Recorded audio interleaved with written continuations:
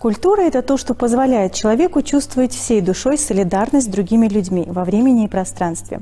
Здравствуйте, наши дорогие зрители! В эфире программа «Культура». С вами Элиза Барахоева, и вначале коротко о главном. Кавказская сюита. В Государственной выставочной галерее состоялось торжественное открытие выставки выдающегося живописца, одного из самых ярких представителей современного искусства Северного Кавказа – Казбека Французова. Любовь ингушской матери, она немножко иная. Она не часто проявляется в ласке, она не часто проявляется в нежности. И вот как ее передать? Да. Тем более женщины тех лет, они немножко другие, они строже, сдержаннее. Мы вернемся Нани. В Русском государственном музыкально-драматическом театре идет постановка спектакля на основе произведения известного ингушского писателя Ахмеда Бокова. Актрисой главной роли является Мадина Пугоева, гость нашей студии. Ингушетия подарила миру много героев Великой Отечественной войны, но, к сожалению, случилась эта страшная трагедия. История одной картины. Искусствовед Государственного музея изобразительных искусств Республики Ингушетия Анна Булах рассказывает нам о работе художника Багаудина Сагова под названием «Горечь утраты». Во Дворце культуры города Сунжа состоялось заседание итоговой коллегии Министерства культуры Республики Ингушетия, в котором приняли участие председатель правительства Республики Владимир Сластенин, депутат Народного собрания Батыр Хамхоев и другие. Министр культуры региона Залина Ильянова подчеркнула, что прошедший год выдался сложным и богатым на события, которые необходимо было обеспечить должным вниманием со стороны как министерства, так и его подведомственных учреждений. В свою очередь, председатель правительства Владимир Сластенин выступил с приветственным словом от имени главы Республики Ингушетия. Высоко оценил деятельность Министерства культуры и выразил искреннюю благодарность всем работникам данной сферы за их преданность делу, профессионализм и значительный вклад в сохранение и развитие культуры региона, пожелав дальнейших успехов. На заседании была подчеркнута важность культуры в духовной жизни общества и выражена благодарность всем, кто вносит свой вклад в сохранение самобытности ингушского народа. По итогам коллегии состоялось обсуждение докладов, были внесены замечания и предложения. Кавказская сюита. В Государственной выставочной галерее Республики Ингушетия состоялось торжественное открытие выставки выдающегося живописца, члена Союза художников России, академика Академии наук, культуры, образования и бизнеса Кавказа, одного из самых ярких представителей современного искусства Северного Кавказа – Казбека Хусеновича Французова. Подробности в материале.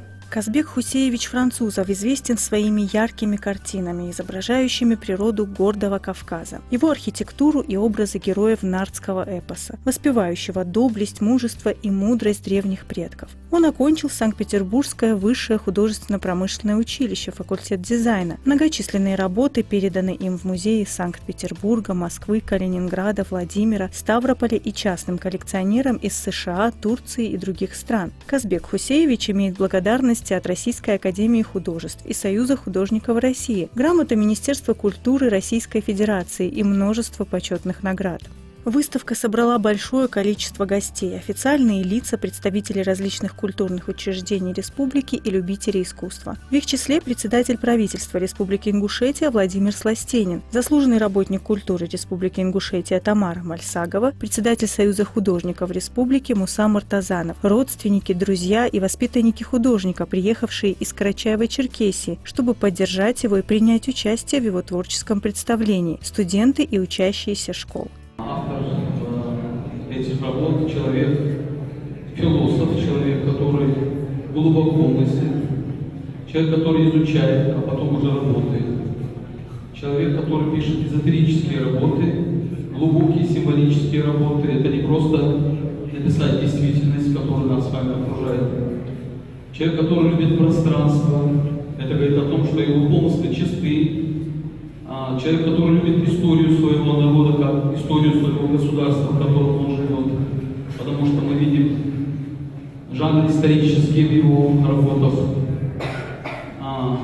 Даже его цвет, он обволакивает. Это человек, который очень мягко передает, не в резких каких-то мазках, а в мягких, который передает пространство, передает мир, окружающий мир.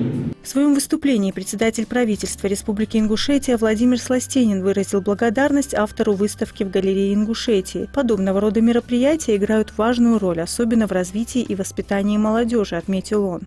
Вы знаете, что и в стране, и в республике у нас проходят большие мероприятия, посвященные 80-летию победы советского народа в Великой Отечественной войне.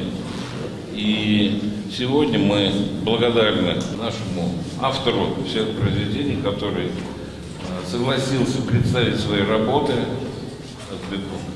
французов, чтобы наша молодежь более глубоко осознала то, что происходило, то, что происходит.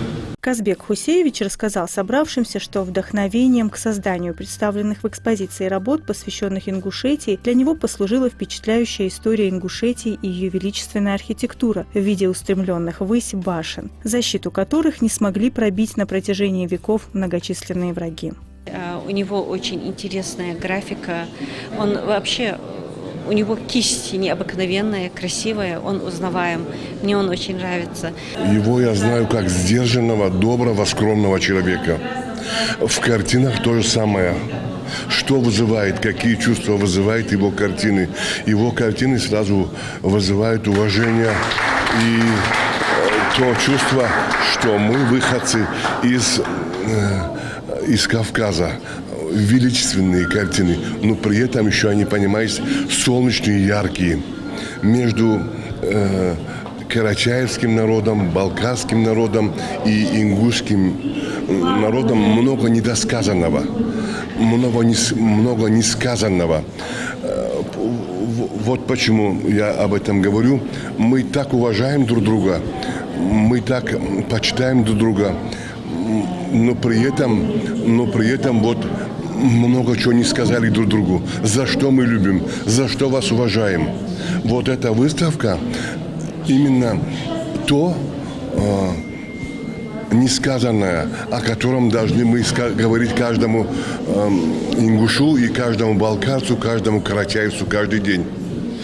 Это значит, вы прекрасны, как эти картины.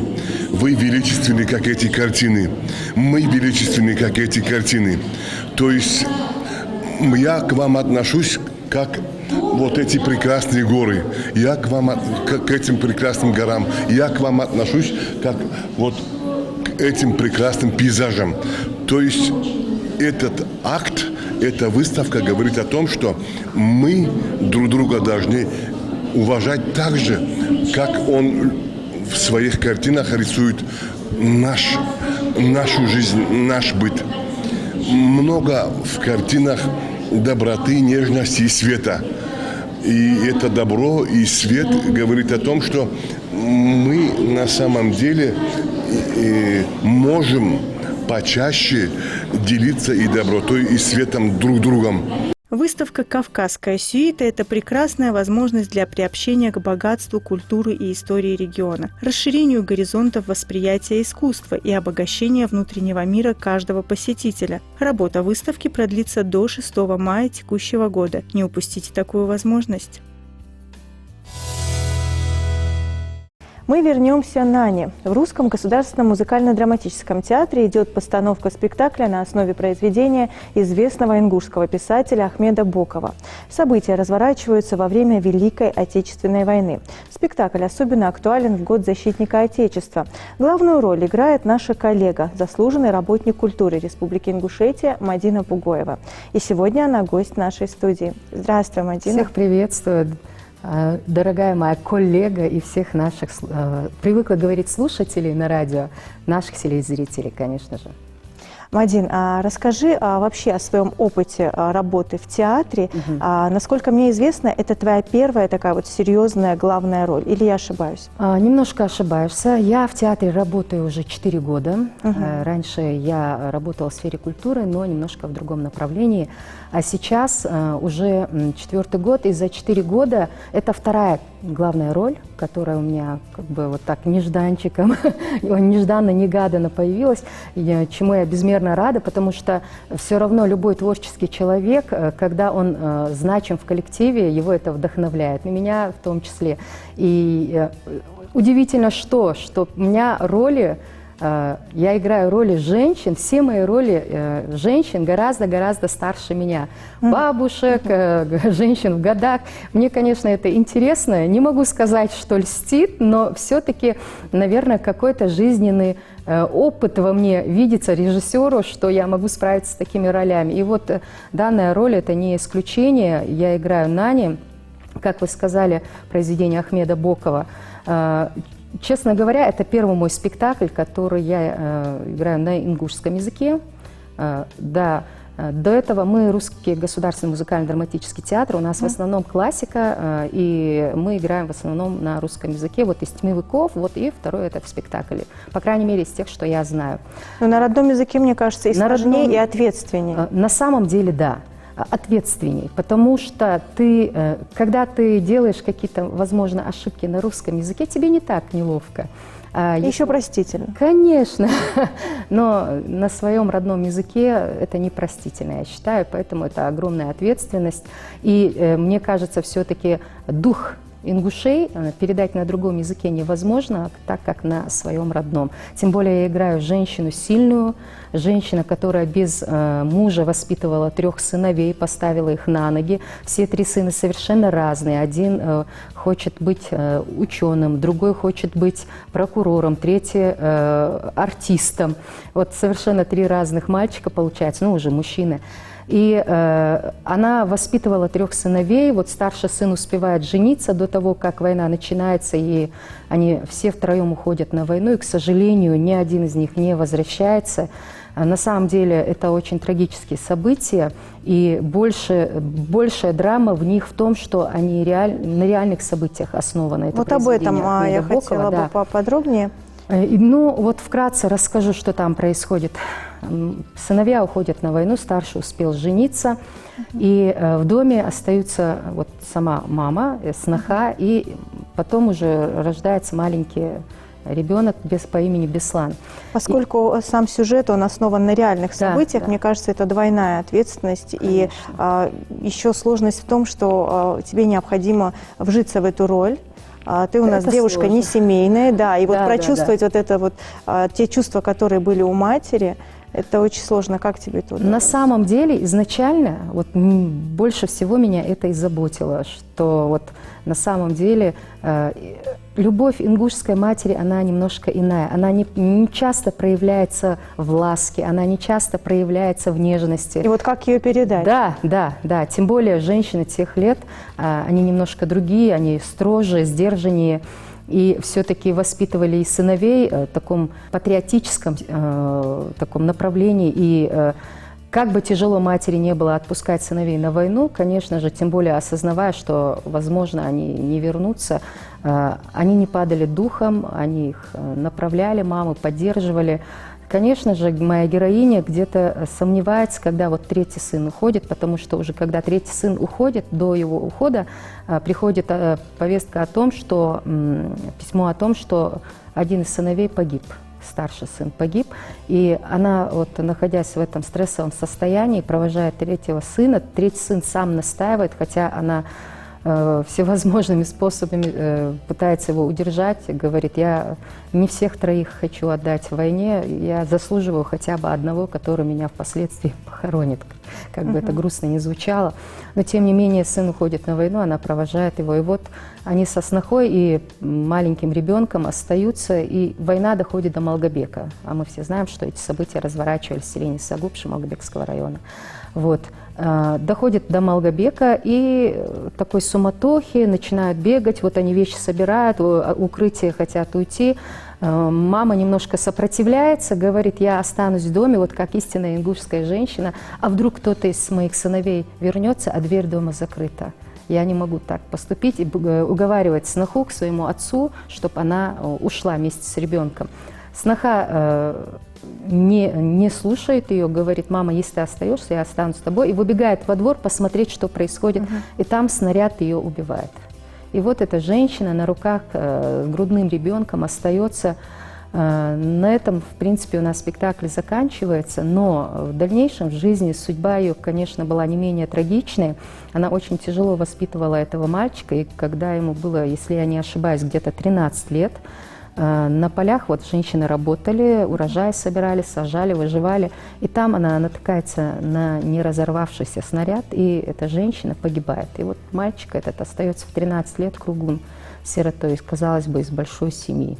Вот так вот. Такая трагическая судьба, но я знаю, что в те года, конечно, очень много семей пережили именно такую историю. Очень тяжелая да, постановка, Мадин. А очень скажите, тяжелая. как вы находите силы потом, чтобы отойти? Мне кажется, вот каждая репетиция – это погружение в ту эпоху, в те события. И я даже не могу представить, насколько это тяжело сыграть, а потом еще прийти домой, переключиться и как-то отходить. Вот пример. Буквально вчера ты, когда в процессе находишься, до конца этого не осознаешь. Вот вчера могу сказать, после репетиции мы дважды прогнали полностью спектакль, и я уже шла домой, у меня как раз впереди ждал 2-часовой радиоэфир, и я в первый раз, мне не хотелось больше никуда, я настолько была уставшая эмоционально, эмоционально выжата, как лимон, и мне хотелось просто пойти домой и лечь. Конечно же, такие истории, они даже когда просто услышишь, оставляют тяжелые отпечатки, но играть. Единственное, вот есть вот такая уловочка, во время вот первых репетиций, а у нас еще где-то мы находимся в середине, скажем так, подготовки спектакля, я стараюсь не выкладываться полностью в тяжелых ролях, потому что действительно ты эти эмоции начинаешь реально переживать. Потому что пытаешься войти в роль полностью, ощутить это все, а по-другому никак передать и не получится. И так, полуигра получается вот во время репетиции, это в последней репетиции ты полностью включаешься, полностью И уже отдаешься. непосредственно, когда идет спектакль, и он демонстрируется для зрителей. То есть здесь вы уже включаетесь на все 100. На все 100, конечно. Также у нас, кстати, 2 песни будут в спектакле. Там есть вот момент, где сноха, ее, кстати, играет народная артистка Республики Ингушетия Айна Гитагазова. Вот, она играет мою сноху Либи, и там разговор о журавлях. Ту самую, которая трагичная судьба, да? Да, да. И там есть момент, когда она своими мярвежершцы сидит и обсуждают, они рассказывают о журавлях. И там получился такой момент, что идеально ложится ее песня. Та, которая уже имеется, да? Гар-Ураж, да, вот ее песня, которая имеется, она очень подходит. Там как раз они рассказывают о истории любви парня и девушки, как вот якобы журавли появились. И она очень гармонично вписывается во всю эту картину. И в финале истории, когда уже... Это не случайно, мне кажется, это не да? Вот случайно, все, просто что происходит. На самом деле так и есть. Это, конечно, будет спойлер, но я думаю, нашим зрителям будет интересно узнать, что вот в финале всего спектакля, после того, как все погибают, и бабушка остается с внуком на руках, она вот сидит и качает люльку, и поет песню «Дох дел хрихуна». Вот все мы знаем, что эта песня тоже, все раньше думали, что эта девушка поет парню, на самом деле это песня матери сыну, вот так вот погибшему. И ассоциация, параллель, то есть сразу проходит, люди понимают, о чем речь. И вот в финале мама, бабушка это сидит, поет эту песню внуку, и призраки ее погибших детей появляются на фоне. Вот такой вот трагический и финал тоже. Дата премьеры уже известна? Да, мы планируем именно изначально этот спектакль готовится к 9 мая, на 80-летие со Дня Победы. И 9 мая, скорее всего, будет уже показ этого спектакля. Но все произведения Ахмеда Бокова, они очень глубокие, они всегда оставляют такое послевкусие, что ты задумываешься о смысле жизни, ты задумываешься о каких-то очень важных и глубоких вещах и очень долго несешь эту информацию в себе. Как возникла идея выбрать именно это произведение? Еще много лет назад сам Ахмед Боков, еще при жизни, по его инициативе, он принес текст, вот такое у меня новое произведение. Я хотела бы, чтобы вы поставили спектакль. Для него оно несло какой-то сокровенный такой характер, потому что он очень очень для него важно было, чтобы этот спектакль был поставлен, реализован. Он связывался с родственниками, когда писал это произведение. То есть достоверные факты, чтобы были именно написаны. Вадим, спасибо огромное. Мы желаем вам удачи в работе и с нетерпением ждем премьеры. Спасибо вам за то, что пригласили. Удачи во всем. В последнее воскресенье апреля в Ингушетии отмечается День национального костюма. Национальный костюм по праву можно назвать визитной карточкой ингушского народа, неотъемлемой частью его уникальной богатой культуры. О его красоте можно говорить бесконечно.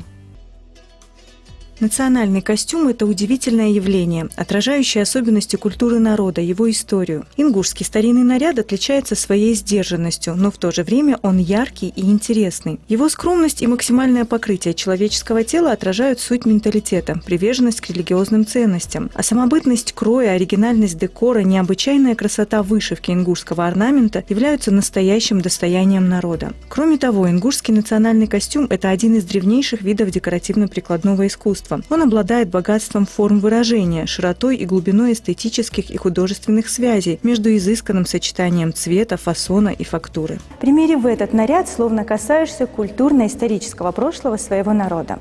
Интересный момент. Несмотря на то, что чука – это достаточно сложная и тяжелая по весу конструкция, тем не менее, в этом наряде ощущается некая легкость и даже комфорт. Возможно, срабатывает психологический аспект. Красиво – значит не тяжело. Особое внимание в ингушской культуре уделялось головным уборам. Они зачастую являлись отражением того или иного статуса. К примеру, курхарс – женский головной убор в виде колпака с завернутым вперед рогом. Находки археологов свидетельствуют о том, что его носили только ингушские женщины, и он был атрибутом парадного наряда незамужних ингушек, как говорится, для выхода в свет. Но как только женщина обретала статус замужней, курхарс заменялся обычным платком. Древние ингушские национальные костюмы времен нардского эпоса свидетельствуют о том, что у наших предков были развиты различные виды ремесел, в том числе и сложная даже в 21 веке работа с металлом, который очень тяжело поддается трансформации. Национальный костюм – это источник творчества, который является объектом материальной и духовной культуры народа. А также он отражает историческое прошлое, быт и среду обитания наших предков. По данным научных исследований, средневековая одежда ингушей шилась из грубых износостойких материалов. Ведь в те времена дизайн одежды был в большей степени обусловлен местом проживания и имел много функциональных особенностей. К примеру, обувь, найденная в археологических раскопках, была изготовлена из сыромятой кожи с плетеной подошвой, что облегчало хождение по горной местности. С течением времени меняются поколения, мышление людей и устройство их жизни. Но важно, чтобы сохранялась связь с прошлым, чтобы мы помнили о своих истоках. Как дерево не может жить без корней, так же невозможно построить современное общество без опоры на богатое культурное наследие. История одной картины. Искусствовед Государственного музея изобразительных искусств Анна Булах рассказывает нам о работе Багаудина Сагова под названием «Горечь утраты», которая говорит само за себя. Тема очень тяжелая, но это то, что мы должны знать и не забывать никогда. В этом году мы решили эту рубрику посвятить этой знаменательной дате – 80-летие Великой Победы, которую наша страна отмечает. Перед нами замечательная работа народного художника Республики Ингушетии Сагова Багаудина Шарпудиновича. Произведение называется «Горечь утраты». На суд зрителя представлена удивительная композиция, где можно видеть двух женщин, это мать и дочь, которые вернулись на попелище родного дома. Все мы прекрасно знаем, что 23 февраля 1944 года ингушский народ был жестоко депортирован. Несмотря на то, что ингуши храбро, как львы, сражались с фашистским захватчиком.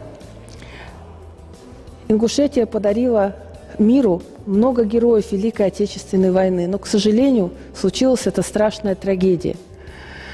Хочу вернуться к работе. Да, две женщины вернулись к руинам родного дома.